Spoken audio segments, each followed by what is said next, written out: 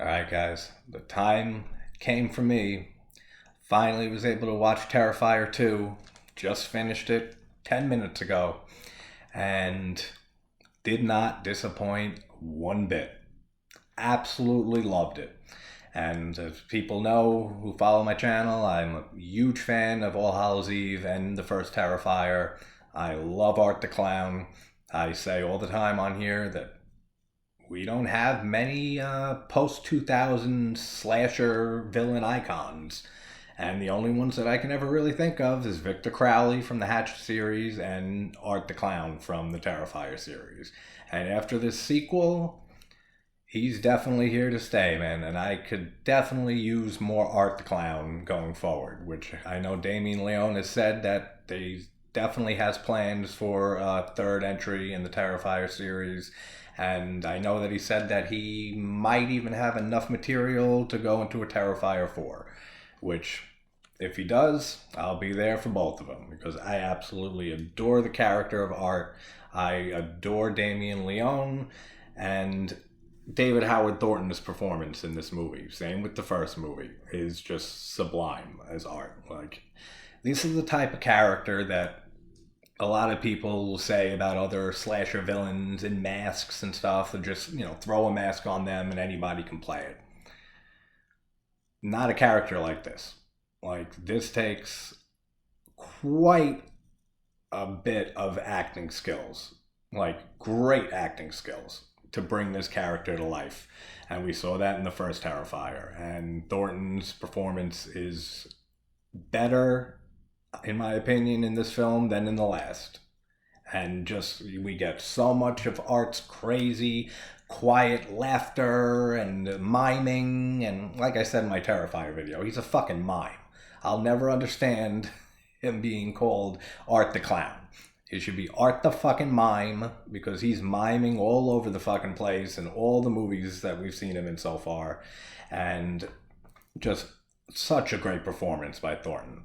And then we have Lauren Lavera in this, starring as Sienna, and excellent performance too by her. Like, I look forward to seeing her in many more things in the future because she killed it in this movie. And I know Damien Leone has said that he's been writing this role of Sienna for like a decade now. Like, he's been trying to get this character on screen to battle Art for 10 years or so almost. And he finally brought it to life in this sequel. And she just does a phenomenal job. Beautiful woman and just badass, man. Like, the fucking end of this movie when they go at it. What a great final girl. Like, I wish I saw this before doing me and Al Lucard did a top 10 greatest horror scores and top 10 final girls in horror a few weeks ago. I would have loved to see this beforehand because she would have made the list. Like, this is a badass final girl, man.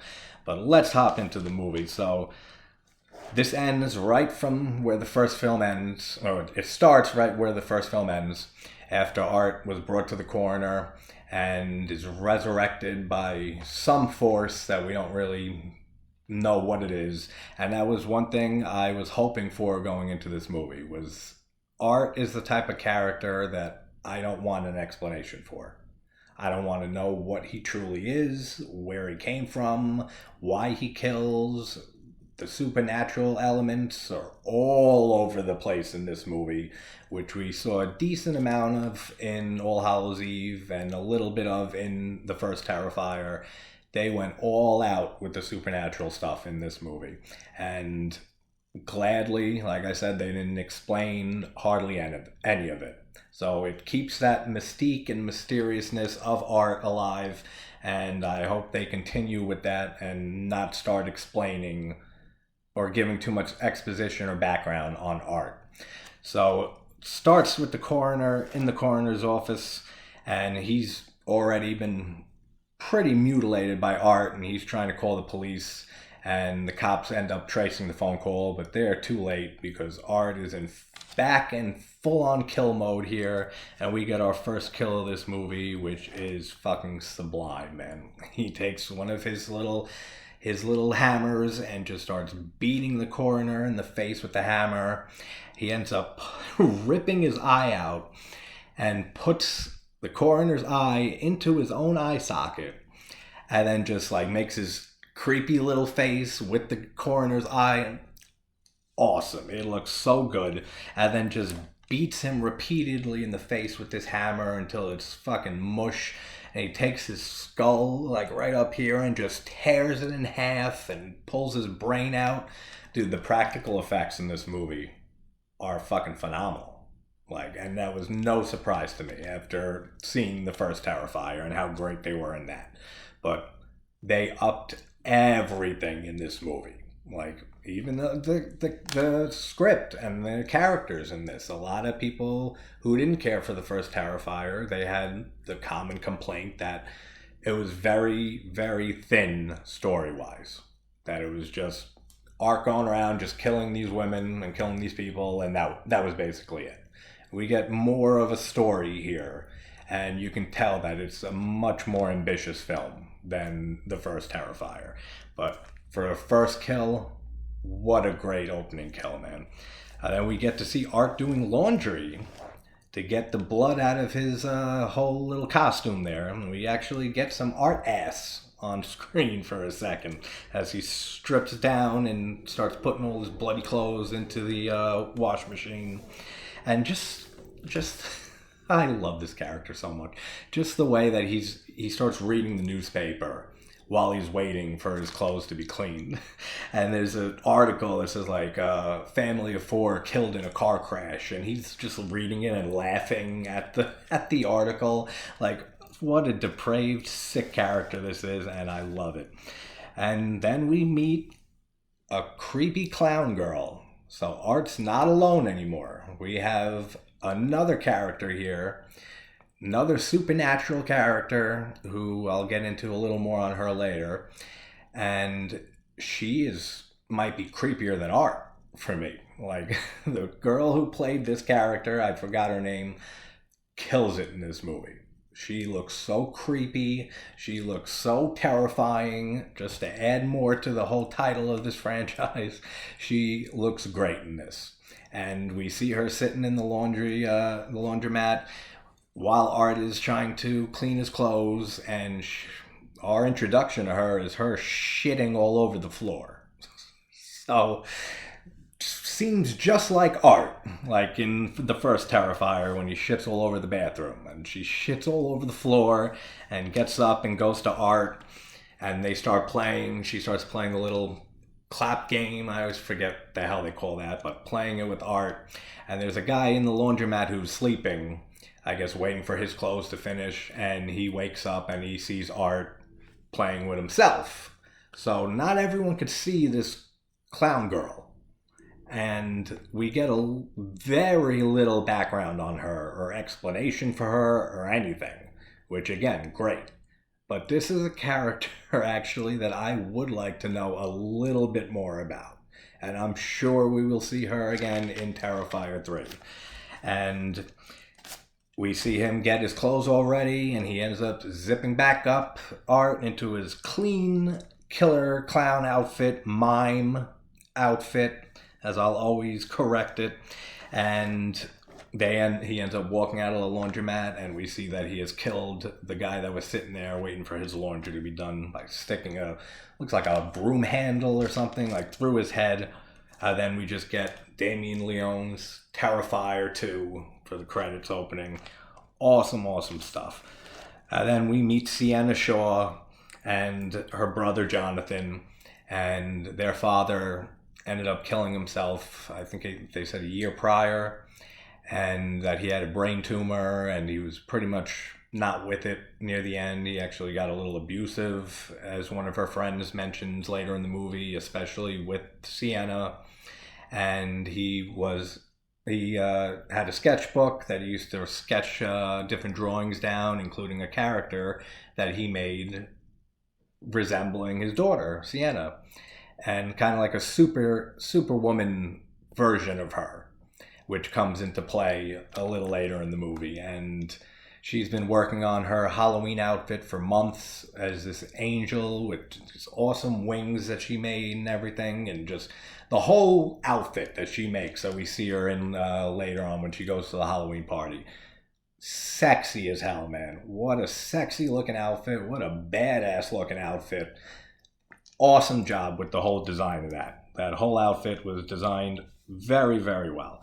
And they live with their mother since the father died and killed himself.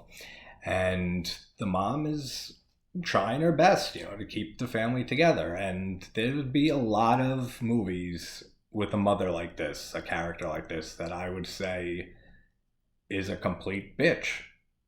But I can't really say that about this character here. The mom, yeah, she can be bitchy and overbearing at times. But you can tell that she loves her kids.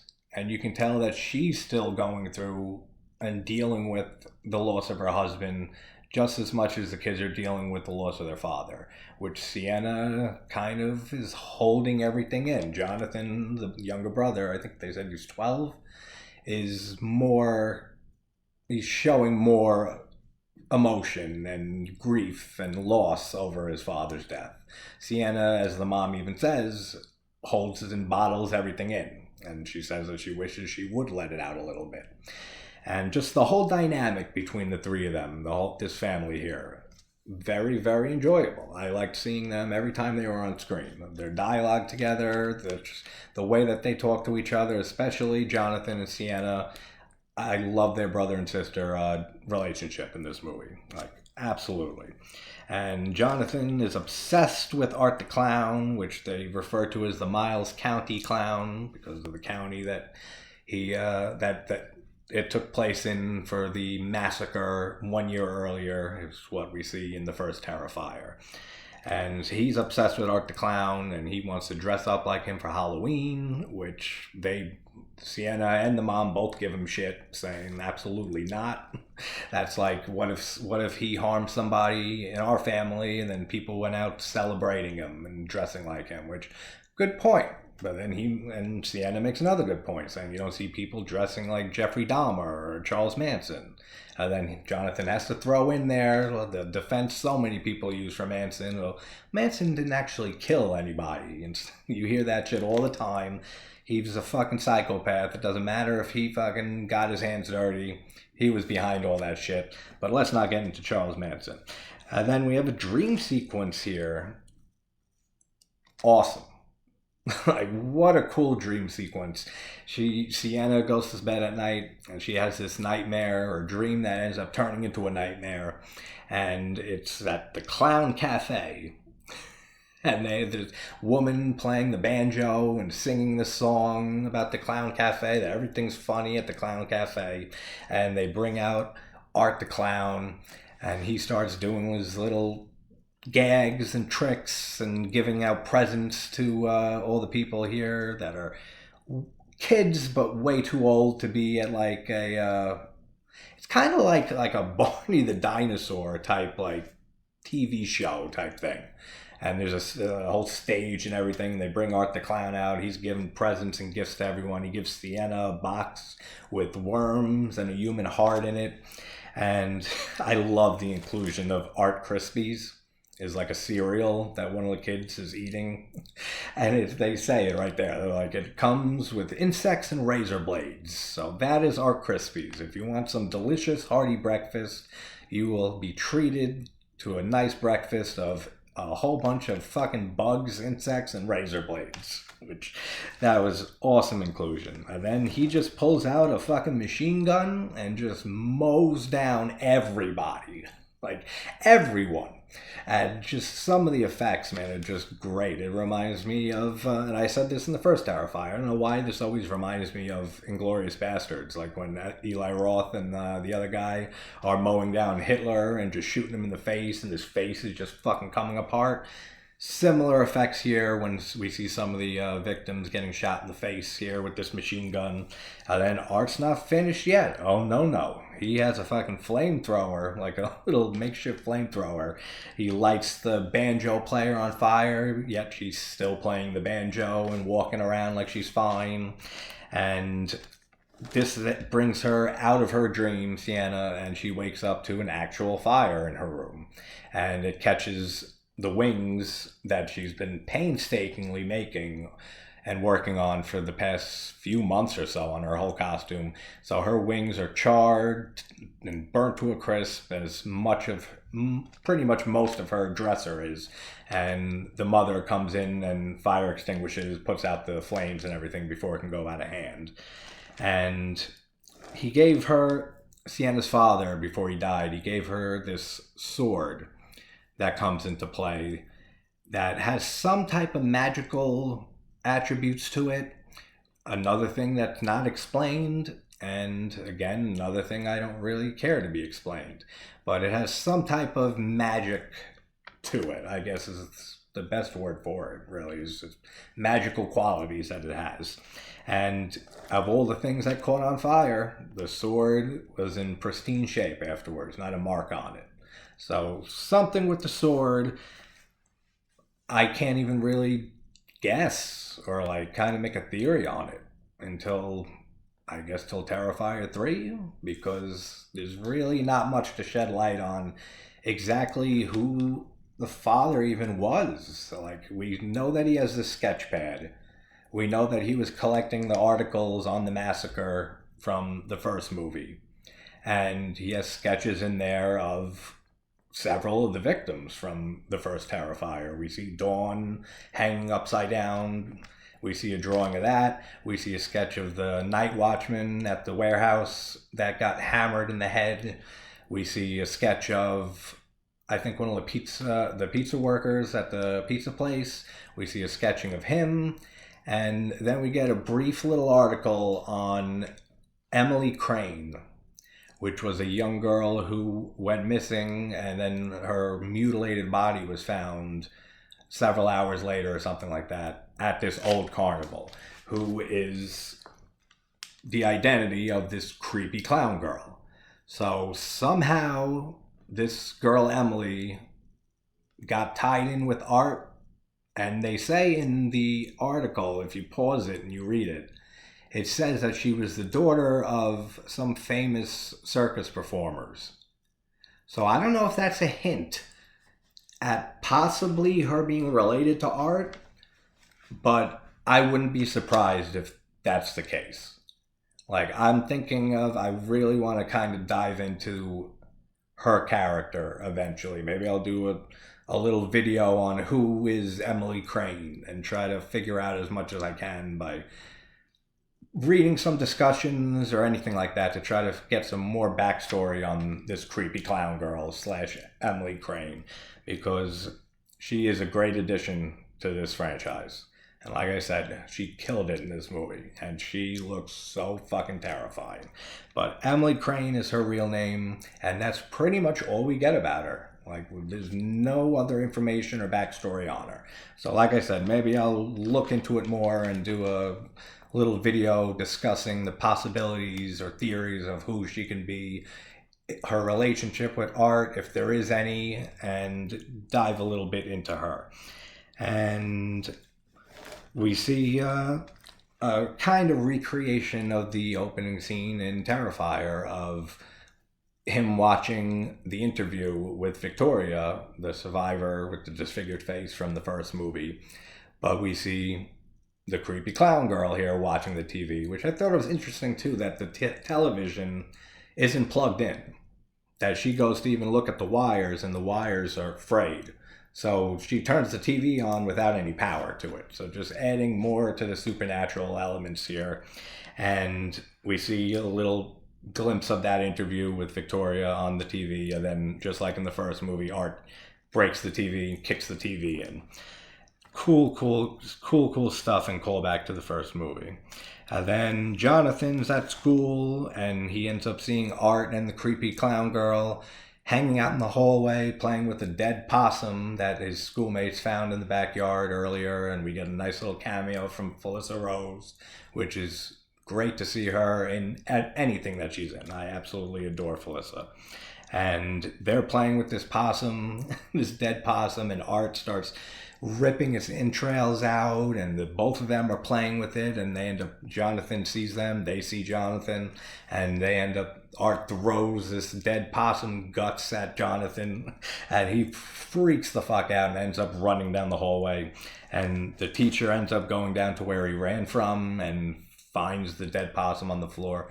No Art, no clown girl, and he ends up getting suspended for vandalizing the school, for bringing this dead animal in. And then we get the Halloween store scene we have Sienna and Art in there, and just awesome tension, awesome creepy factor to this.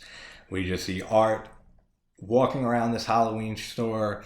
Sienna's going in there to get replacement wings because hers is burnt in the fire, and she's visibly upset, saying to her friend that I can't believe I have to buy, I'm going with, store-bought wings after the ones that I worked on for so long got burnt up.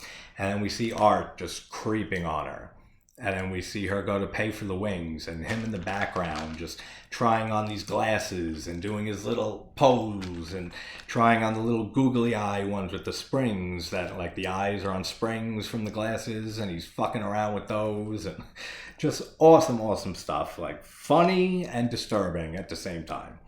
And I really like how Sienna's clothes match Art in that scene. Like, the outfit she's wearing plus her wings, she's all dressed in black and white, just like Art. So I don't know if that's a little parallel there, but I really enjoyed seeing that. Just seeing her mirror Art's image in a way, and with her being this angel character, which kind of, kind of evil, good versus evil, is pretty much the theme that they're trying to portray here. And after she leaves, Art starts taking weapons out of his bag and placing them on the counter because he's going to buy the horn. And the clerk is, telling him, are you going to be able to pay for this? And he just keeps taking out like more and more of his weapons out of his bag until he ends up pulling a fucking cleaver out. And this guy's had enough at this point. He's like, all right, I'm going to call the police. And he's like, yo, if you keep it up with this, I'm going to fuck you up. It's the wrong thing to say to Art, man, because he takes a fucking beer bottle that was in his bag and breaks it and jams it right into his fucking eye. It looks amazing. The gore looks so good. And he ends up taking cleaver and cleavers him in the head and just starts sawing his head off with the cleaver, completely decapitates him. Dude, I'm telling you, the practical effects in this movie, I can't say enough about. They're fucking phenomenal. And then I love when we have this mom and her kid come up to the door of the Halloween store, which Art previously turned the sign to closed and locked the door. And the kid's looking inside, and they have the old mannequin standing up, and then we see Art pretending to be a mannequin holding the severed head of the store clerk. And he does like a little hello or like wink at the kid when the mom's not looking. Crazy awesome stuff. And what a great second kill in the movie, or third if we want to count the guy in the laundromat, but we don't see him get killed. But every kill in this movie is fucking disturbing and excellent, and can't say enough about that. And then more on the sketchbook, I mentioned that sketchbook of the father.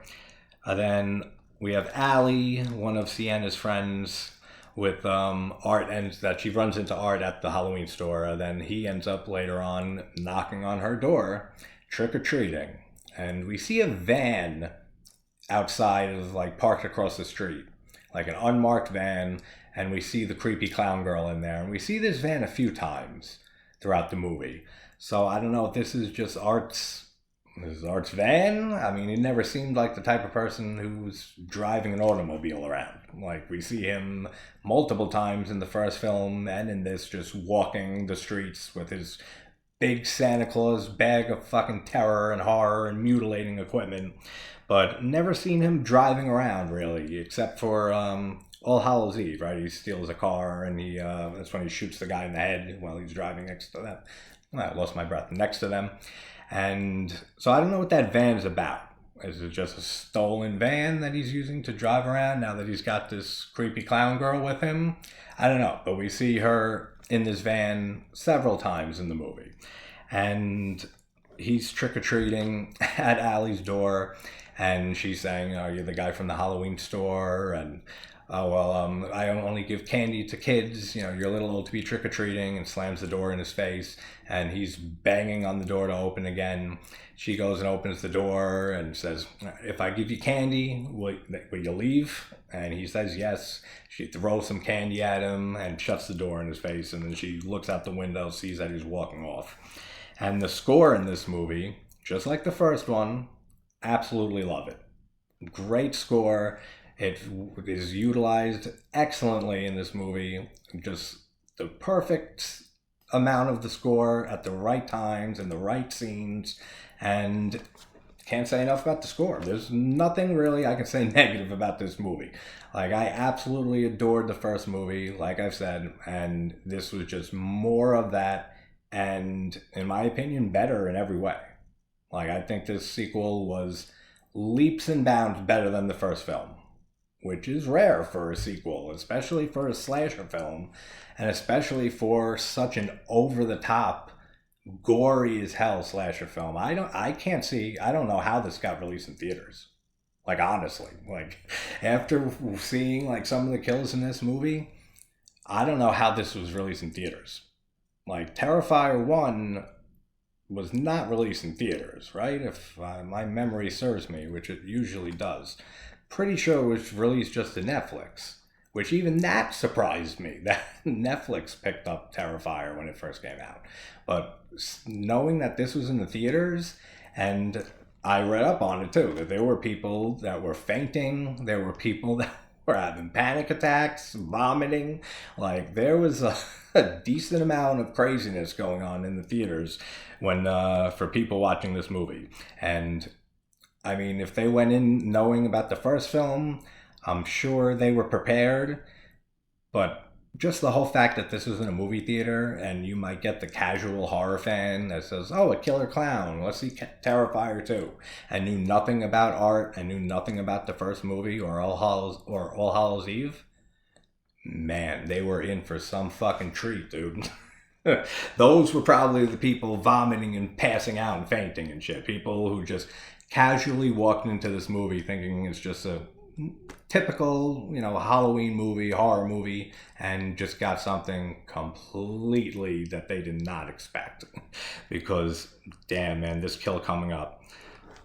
Allie's kill, fucking brutal. Brutal. Like, if you thought the kill with Dawn hanging upside down, being sawed in half from the first movie was brutal, like, it is, don't get me wrong. And just the whole implication of being sawed into the vagina and down through your whole body, it's still such a brutal kill. But man, this fucking kill here, Jesus Christ. Art ends up breaking into her house and breaking into her room and just attacks her, slashes her from here through the eye, down on her face, and then just takes some pair of dull scissors and just starts cutting her right here and rips her scalp off.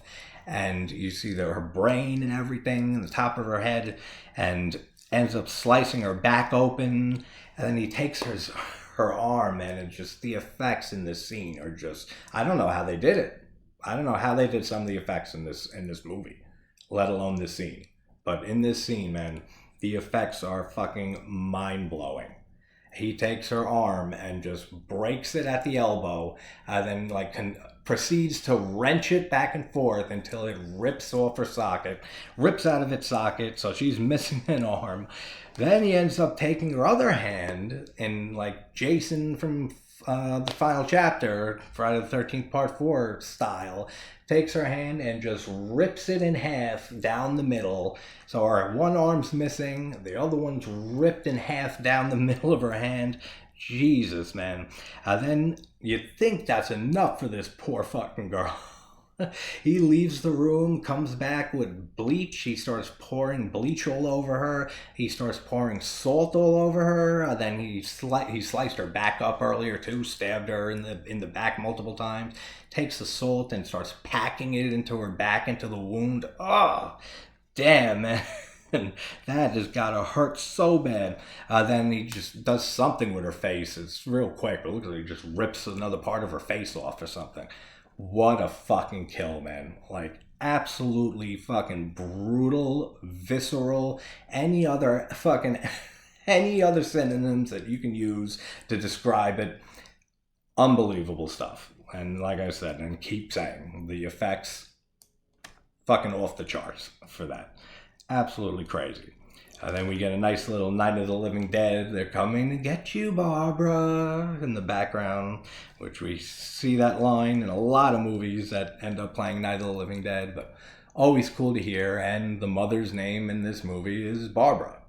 So I think it was very cool having her watching Night of the Living Dead and getting that "we're going to get you, Barbara, we're coming to get you, Barbara" line.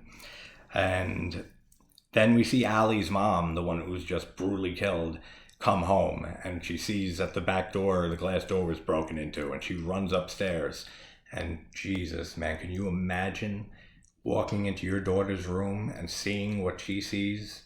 Just, you see Allie's body just mutilated on the bed with Art laying right next to her with his little fucking ha ha ha laugh and shit and just pointing at her. And then she just whispered, like, while she's still alive, she whispers, like, "Mom." Dude, that's so fucked up.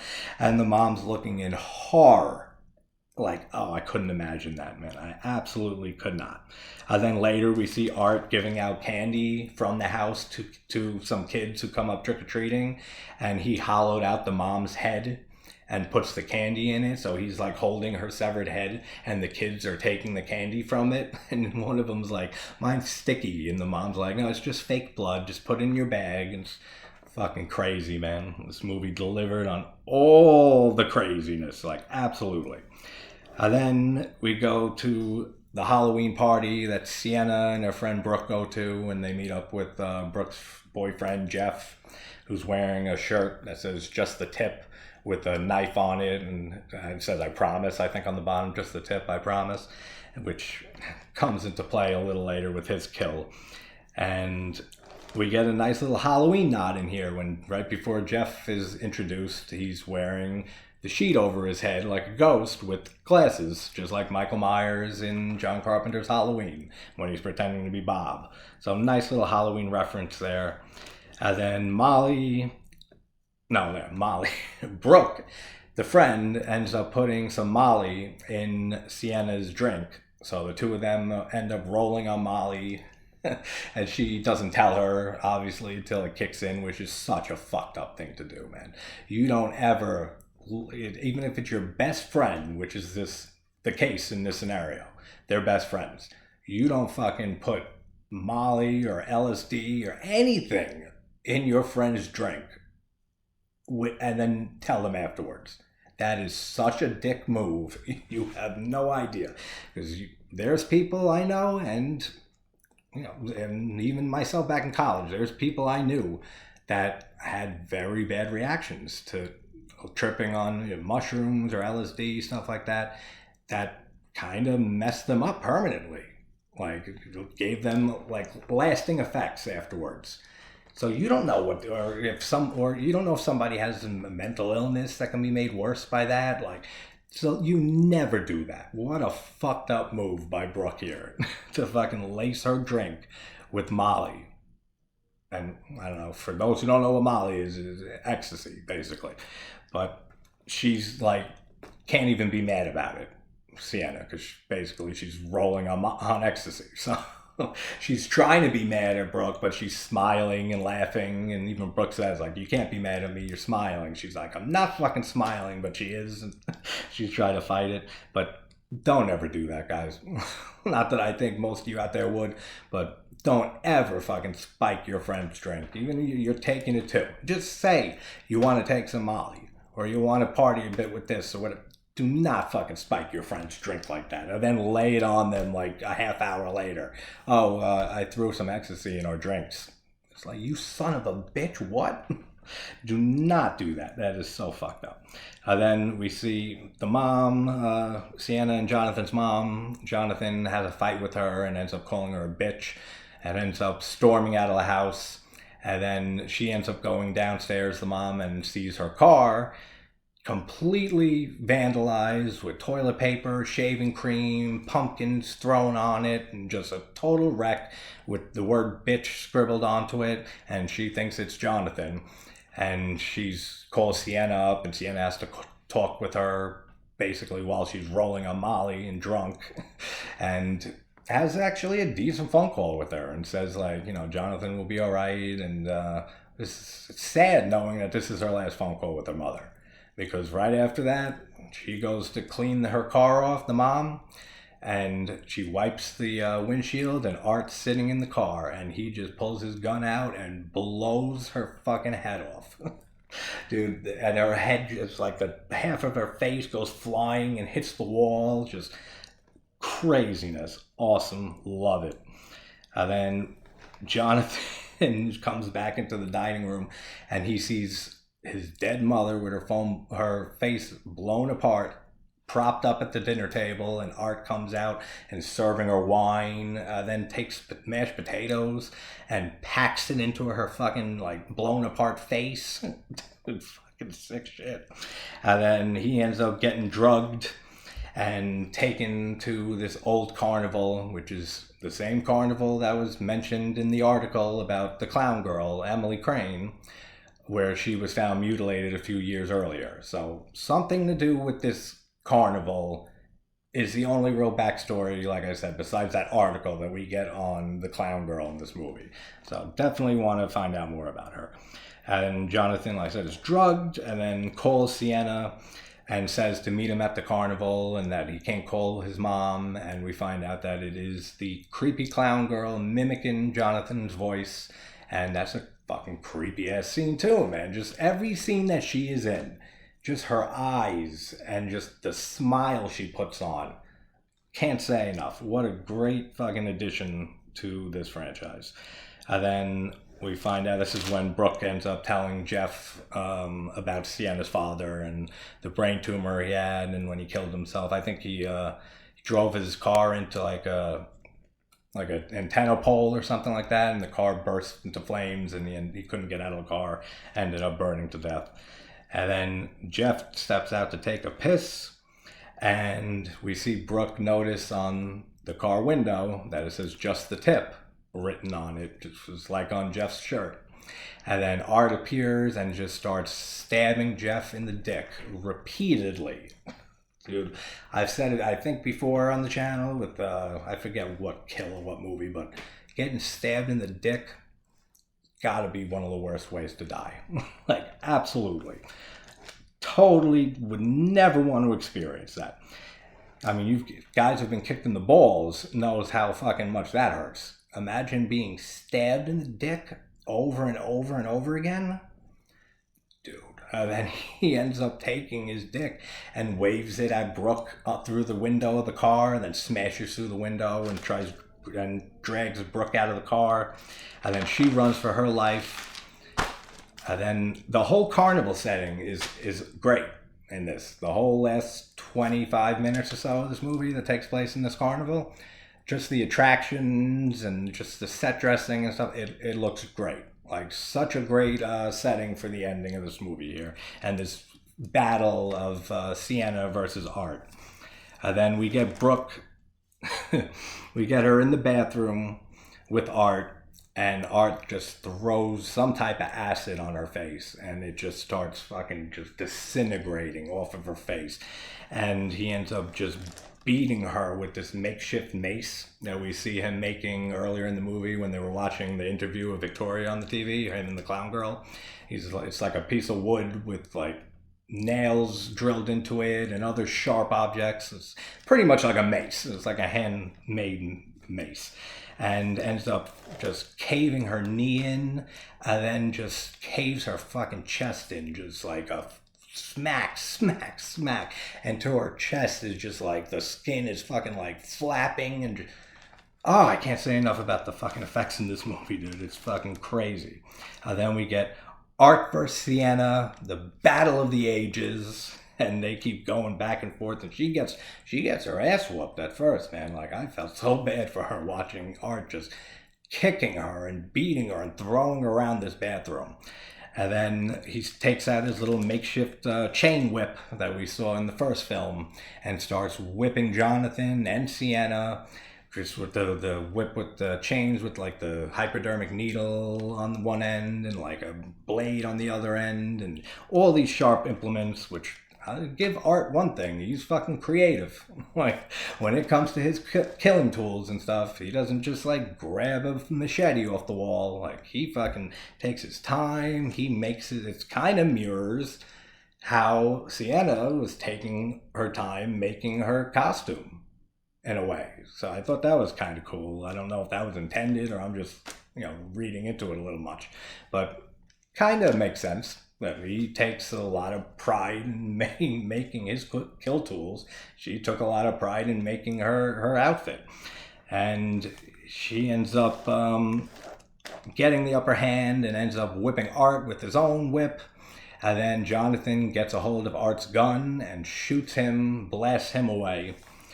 And then Art ends up stabbing Sienna with her dad's sword that he gave her, the magical sword, and is presumed dead and pushes her into this, what do I call it? Like the water tank that magicians and escape artists escape out of. And she falls into that after being stabbed with the sword. And suddenly she's back in her dream at the clown cafe. And all the children that aren't children, that are like older, are there with just like possessed, dead looking eyes. And we actually see the sword glowing and start to have some type of magic emanating from it, which ends up bringing Sienna back to life. And there's some great shots of her in that water escape tank. Like some really cool shots of her in there in her outfit with the angel wings, and then we see the spot where she was stabbed start to heal itself up, and she's alive again. So apparently the sword resurrected her from death, is what I got from it. I'm pretty much going with that. Then we see Art. Jonathan's on the floor like unconscious, and Art lifting his arm up and dropping it and fucking thinks he's dead. And then Jonathan comes to and sees Art like eating his hand, like starting to eat his fucking hand. And he obviously freaks the fuck out and tries getting away, and Art's trying to eat his fucking leg, and just craziness what this kid has to go through, man. This poor fucking 12-year-old kid. And then she ends up coming back, Sienna, and climbs out of the tank, and she ends up stabbing Art with his sword and he slits his throat a few times, then just decapitates him.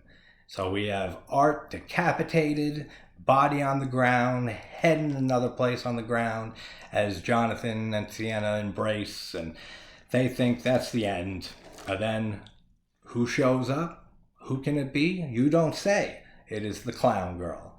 And she appears in her creepy, amazing, creepy fashion and ends up taking Art's head and just walks away with it. So I don't know where she's going. Like I said, we don't know anything about her, but I would love to see more of her in the next film. And then we get the credits, but we have a nice little mid-credits sequence here where we see Victoria in the asylum, and she's writing all over the wall in her blood that's coming from her vagina because she appears to be pregnant. And she's writing just like Art wrote in All Hallows Eve and in Terrifier, writing cunt and whore all over the wall in her own blood. And we see Chris Jericho, the WWF wrestler from back in the day. He plays a short little cameo role as one of the workers here at the asylum. And Vicky in her cell writes in a heart, Vicky and Art. So in my Terrifier video, I said of theorizing of why Victoria attacks Monica, the interviewer on the TV, at the end of the interview. And is she possessed by Art, or is Art controlling her in some way?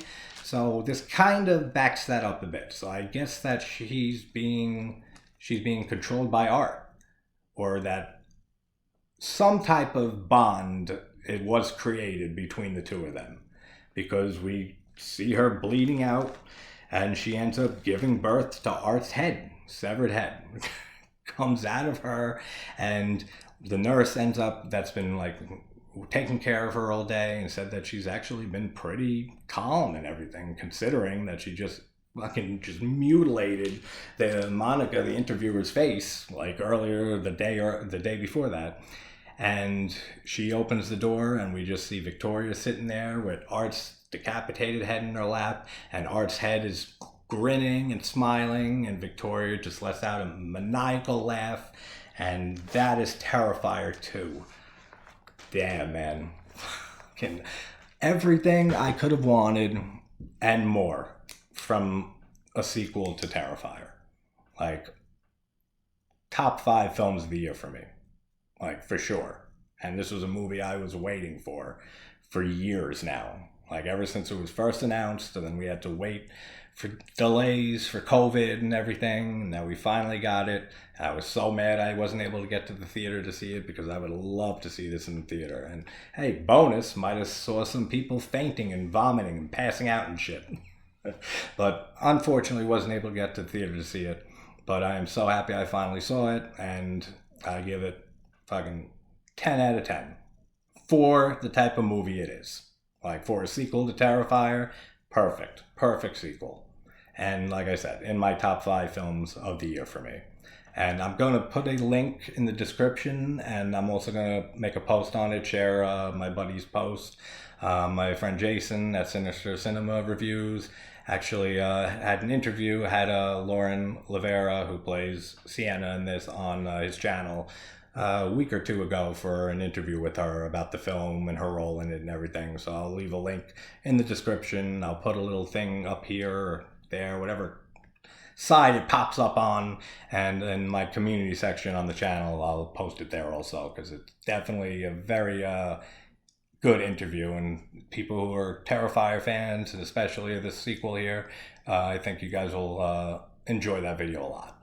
So that's Terrifier 2, guys, and I am about to watch Cactus Jack, which was recommended to me by one of the actors in it, and sent me an Instagram message the other day and said, we'd love for you to check out the movie and do a review/discussion on it. So I said, absolutely.